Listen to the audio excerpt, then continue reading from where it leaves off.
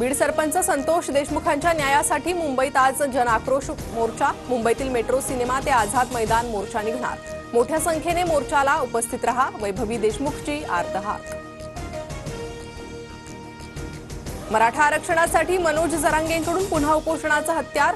जरांगे आजपासून आमरण उपोषणाला बसणार, तर संतोष देशमुखांची मुलगी वैभवी देशमुखकडून जरांगेंना उपोषण पुढे ढकलण्याची विनंती। काँग्रेसची आज राज्यभरात निदर्शने। लोकशाही वाचवण्यासाठी काँग्रेसचा एल्गार। भाजप आणि निवडणूक आयोगाचा निषेध करणार। नागपुरात नाना पटोलेंच्या नेतृत्वात आंदोलन।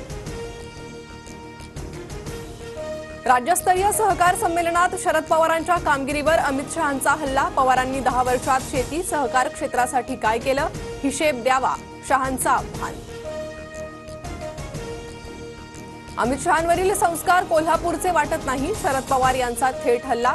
देशाच्या गृहमंत्र्यांनी तारतम्य ठेवून भाष्य करणं अपेक्षित, पवारांचा शहांना सल्ला। शहांकडे जमाल गोट्याचं औषध, भल्या भल्यांना आजार ठीक होतो। अमित शहा मुंबईत आल्यानं काहीच्या पोटात दुखतंय। एकनाथ शिंदेंची उद्धव ठाकरेंवर टीका। पश्चिम रेल्वेवरील रात्रकालीन जम्बो मेगा ब्लॉकमुळे बोरीवली अंधेरी स्थानकावर प्रवाशांची गर्दी। 6 महत्त्वाच्या स्थानकांवर धीम्या गाड्या थांबत नसल्यानं प्रवाशांचे हाल। चर्चगेट ते दादर दरम्यान रेल्वे सेवा जलद मार्गावर सुरू। एसटीच्या तिकीट दरात 14.95% वाढ। आजपासून एसटीची भाडेवाढ लागू होणार। तिकीट दरवाढीमुळे प्रवाशांमध्ये नाराजीचा सूर।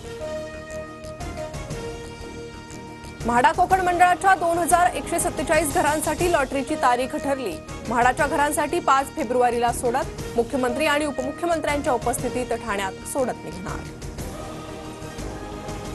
कोस्टल रोड लवकरच पूर्ण क्षमतेनं खुला होणार। 26 जानेवारीला फडणवीसांच्या हस्ते लोकार्पण। 27 जानेवारीपासून दुतर्फा वाहतूक सुरू होणार।